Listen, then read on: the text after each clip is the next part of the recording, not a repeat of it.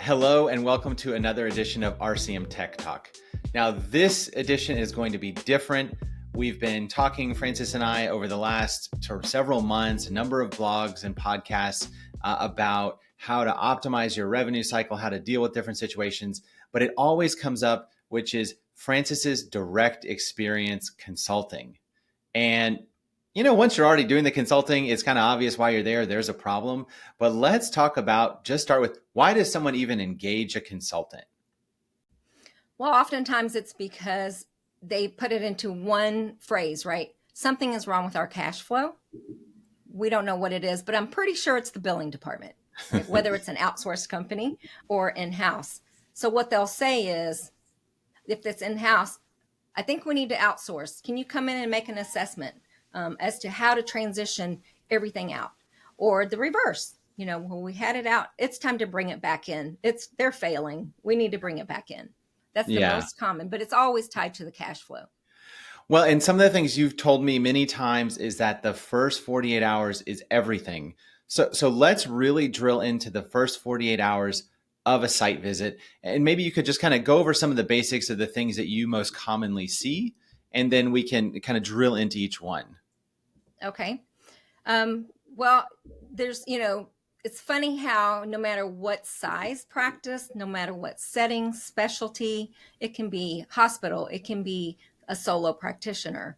They all have these things in common. It's about the executives' assumptions of what's working, what's not working versus what the team understands is going well and not going well. That's the common thing. The human aspects, right, of the fact that a consultant has been brought in. It's not a welcome party when I get there. They're usually running scared or very angry, resentful, or didn't even know I was coming. Okay, and I'll speak to that.